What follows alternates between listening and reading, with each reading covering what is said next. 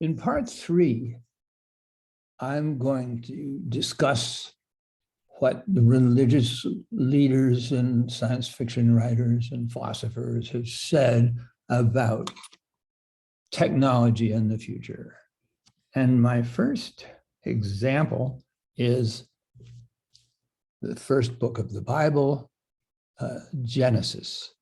You might ask, how is Genesis relevant to the future of technology? And it is the apple, because the apple came from the tree of knowledge of good and evil.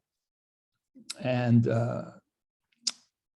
if you think of knowledge in that phrase as technology, it really says that technology has a good side and an evil side.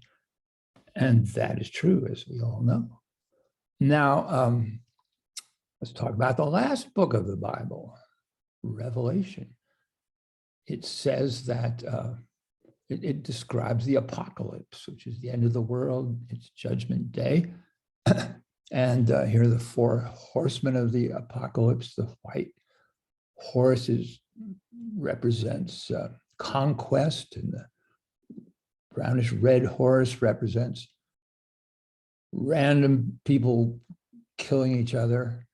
The black horse is disease, plague, famine, and the 4th horse is death himself. And if you read the text below, you'll see that we still have a lot of those ways of dying and killing each other, except for the wild beasts of the earth. And that's because we put them all in the zoo, and they aren't a danger to us anymore. But it's relevant because maybe some superior being in the future will put us in the zoo. But we'll just hope that doesn't happen. Now, Thomas Hobbes, who coined the term in describing the state of nature, said in that natural state that life was nasty, brutish, and short. A wonderful phrase. He was an optimist about the future, though. He felt that if there was an all-powerful, benign sovereign, and here's a picture of him, he would control mankind, and science and technology would flourish under his control. And all we needed was this all-powerful sovereign. So I'll call him an optimist about the future and about technology. Mary Shelley, not an optimist. She was, the moral of her story is that science can go astray, especially if scientists aren't thinking about the moral consequences of what they're doing. Now, the movie version in 1931 depicts Dr. Frankenstein and his assistant as pretty evil. The 1957 version, interestingly enough, depicts Dr. Frankenstein, in my opinion, like an artist admiring his work.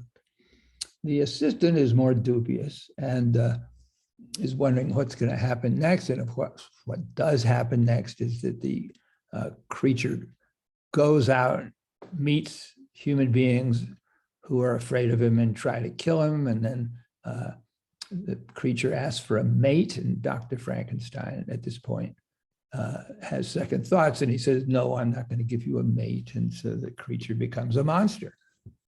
Not an optimistic scenario. I'm going to call Karl Marx an optimist. He saw the accumulation of wealth during the Industrial Revolution. He felt there had to be a revolution. But after the revolution, there would be sort of a Eden, a utopia where the governing slogan was from each according to his ability and to each according to his need.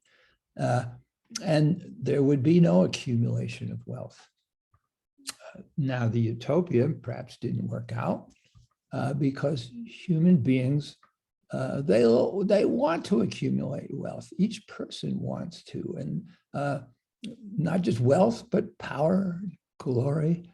And maybe that's the reason the workers' paradise never worked out. Let's move on. Now, we're shifting gears a little bit, still talking about technology on the future, but talk about visitors from other planets. Now, H.G. Wells is talking about visitors from Mars, but we can extrapolate to visitors from other solar systems, stellar systems. And the problem with these visitors is they're likely to be much more technologically advanced than we are, and they're very likely to conquer us. And that's what began to happen in Wells's story. But fortunately, the Martians got sick from our diseases, and then they dropped like flies, and the Earth was not conquered. Aldous Huxley pictured a brave new world where fetuses grew up in jars. The jars were treated with X-rays and chemicals. And the goal was to make everyone subservient, and to make sure they were subservient and happy. They were given drugs when they were adults. And only the handful of people at the top, and people also who had escaped all this treatment, the savages, they were the only ones who understood anything, and everyone else was just in a drug-filled state, and it really wasn't very attractive. It was not a brave new world. George Orwell, writing in 1949, seeing the dangers of dictatorships, he pictured a world where thought control was practiced. And that was supposed to happen by 1984, but it fortunately didn't yet. We'll see about that. Now, another optimist besides Thomas Hobbes, Aldous, and Karl Marx is Carl Sagan. He persuaded NASA to put this plaque onto the first spacecraft that was scheduled to actually leave the solar system, the Pioneer spacecraft. And that big star-like thing in the middle is a map based on radio beacons in the galaxy nearby. It's a map of where we are at in the galaxy. And you might ask, how do you get a frequency scale or a length scale? The frequency scale is needed because each beacon has its own characteristic frequency. Well, up at the top, those two circles tied together are the hydrogen molecule, and that has a particular frequency that extraterrestrials would be able to figure out. And with that frequency and that length scale, the wavelength, you could tell exactly where we are.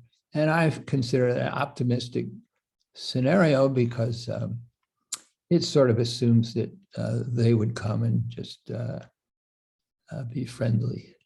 But who knows if that's true. Okay, let's move on. Ray Kurzweil, seeing the explosive, exponential, every 2 years growth of technology, he said, there will come a time when all the computers in the world put together will be smarter than all the humans in the world. And the internet might take over its own destiny at that point. And we might be, at that point, wired up with the internet ourselves. So we might be super beings, and the internet might be our super being as well. And who knows what happens then, but he called it the singularity. And whether the exponential goes on or not is hard to say. But when computers control their own destiny, it's going to be a new world. Okay, now I have, and there have been a lot of books written on this since 2005. Now, I'm going to put together two scenarios for the future. One is a bad one, and then one's a good one. Here's the bad one. We've already talked about these things. Huge gap between rich and poor, massive deaths due to social breakdown. Just a few dictators run everything, and they'll perhaps allow the machines to take over their own destiny, in which case the machines could start evolving by natural selection, especially if they have the means to make new machines and the ability to design them. It could become a Darwinian evolution of the machines. And if that happens, and if the machines really start behaving like humans, they might destroy each other, they might fight. And if we're, by that point, confined to zoos, we don't know how to feed ourselves, or we might die out. Well, you can think of many other bad scenarios, but here's a good one. Well, predictions of the end of the world have been going on since biblical time and probably much before that. And they've always been wrong. And humans could reap just the benefits of technology. It's the knowledge of good. Somehow we control the evil.